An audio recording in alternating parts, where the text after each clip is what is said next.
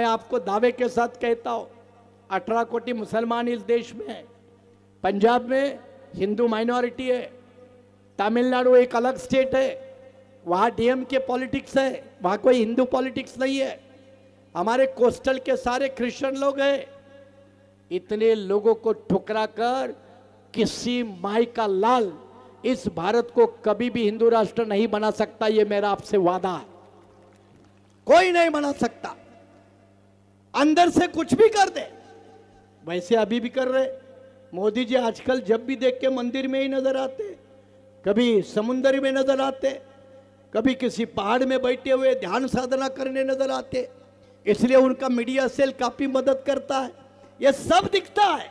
इसके बावजूद मैंने कहा ना, ये दिखने के कारण जिम्मेदार हम भी हैं, क्योंकि हमने बाबा साहब की राजनीति को कमजोर किया है, हमने बाबा साहब की राजनीति को मजबूत नहीं किया है। बाबा साहब की जिस दिन राजनीति आप मजबूत करोगे, ये आपको दिखना बंद होगा। तमिलनाडु में तमिलनाडु वालों ने डीएमके की राजनीति मजबूत की, वहां ये नहीं दिखता है, वहां ये देखने को नहीं मिलता है। झारखंड में आदिवासी लोगों ने अपनी झारखंड की आदिवासी राजनीति मजबूत बनाई, झारखंड में यह नहीं दिखता। क्यों ना हम सोचे, हम सारे मिलकर महाराष्ट्र में अम्बेडकराइट पॉलिटिक्स मजबूत करें, तो ये भी महाराष्ट्र में दिखना बंद होगा। इस तैयारी में आने वाले चुनाव में बीआरएसपी अपनी भूमिका निभाएगी और जरूरत पड़ी तो अपने भी उम्मीदवार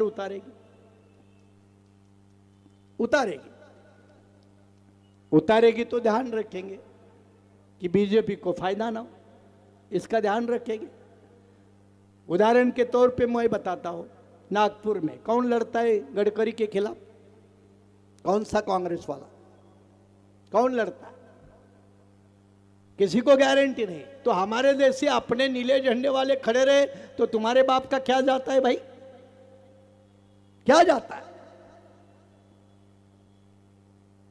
आपकी दुकान बंद करना है, हमारी दुकान चलनी चाहिए, ये कौन सा बहाना भाई? और जिस मोदी की गारंटी लेकर सब कहते हैं ना, मोदी की गारंटी, तो मुनगट्टीवार चंद्रपुर के कहते हैं यार मेरे को चुनाव मत लड़वाओ, गारंटी मेरे काम नहीं आएगी। बीजेपी में डरे हुए लोग भी बहुत है कि मोदी की गारंटी यहां काम नहीं करेगी। जब वो अपने गारंटी को गारंटी नहीं मान रहे, तो हमें अपने गारंटी को गारंटी मानने में दिक्कत क्या है? ये हमारी साइकोलॉजिकल बैटल है, हमारी मानसिकता का ये जंग है। उस जंग को में हमने स्वीकार करना चाहिए। और बीआरएसपी जरूरत पड़ी तो सिर्फ महाराष्ट्र नहीं, मेरा गुजरात का वाइस प्रेसिडेंट इधर मंच पे है, हमारे एनडी सोलंकी इधर मंच पे है। गुजरात में कम से कम 10 सीटों पर बीआरएसपी उतरेगी, गुजरात में भी उतरेगी, तेलंगाना में भी उतरेगी, हरियाणा में भी उतरेगी, और मेरे यादव जैसे मित्र कई राज्यों में है। इसलिए मैंने कहा ना, अगर जरूरत पड़ी तो 100 सीटों पे भी उतरने की औकात हम सब लोगों में है। क्यों मालूम है कि जिस दिन किसी को पता चलेगा कि 100 लोग उतारने की ताकत इनमें है, तब वो आपसे कभी बात करेंगे। नहीं तो आप नहीं उतारोगे तो समझ जाएंगे इनके पास कोई है ही नहीं। और इसलिए लड़ना सीखो। कांशीराम की जयंती मनाना है तो फोटो का उद्घाटन एक अपनी प्रक्रिया है, लेकिन कांशीराम की बात मानना है तो लड़ना सीखना चाहिए। बाबा साहब कांशीराम लड़ने को सीख देते हैं। वो सीख हमने आपस में अपने अंदर डालकर आने वाले दिनों का मुकाबला करने के लिए तैयार होना चाहिए। वो आर्थिक लेवल का हो, शारीरिक लेवल का हो। मैं शारीरिक लेवल का भी कह रहा हूं, क्योंकि दुश्मन कोई भी किसी भी हद तक जा सकता है। चाहे आंदोलन गायरान धारकों का हो, चाहे आंदोलन हमारे माटे जी मंच पर बैठे हैं, हमारे कोसे खुर्द डैम प्रकल्प ग्रस्तों वालों का आंदोलन हो या राजनीतिक लड़ाई हो, रिस्क तो उठानी पड़ती है, धोखे तो एक्सेप्ट करने पड़ते हैं। राजनीति बिना धोखे का खेल नहीं है, और जिसने धोखा हिम्मत एक्सेप्ट करने की है वही राजनीति कर सकते हैं। डरपोक लोगों का राजनीति काम नहीं है।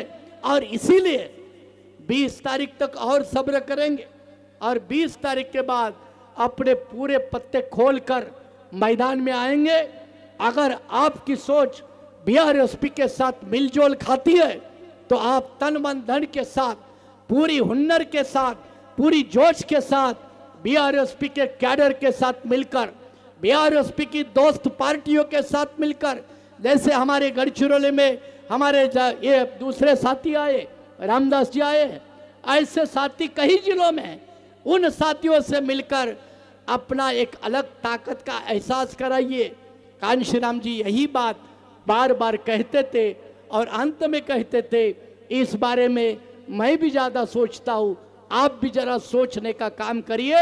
उसी बात को मैं दोहराते हुए मैं भी सोचता हूँ, आप भी सोचिए, यह कहकर पुनः एक बार आयोजकों का शुक्रिया अदा करता हुए मैं आपसे विदा लेना चाहूंगा।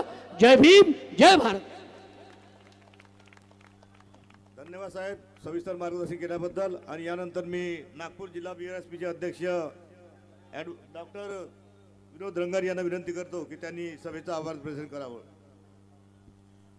बहुजन समाजातील जन्मलेल्या सर्व महापुरुषांना माझा विनम्र अभिवादन।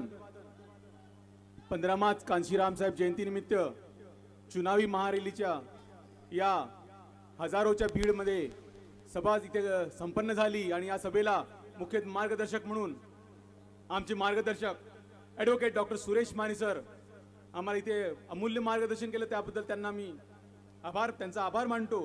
त्याच प्रकारे NILचे राष्ट्रीय अध्यक्ष व अल्पसंख्याक आयोगचे सचिव सन्माननीय मोहम्मद सुलेमान साहब,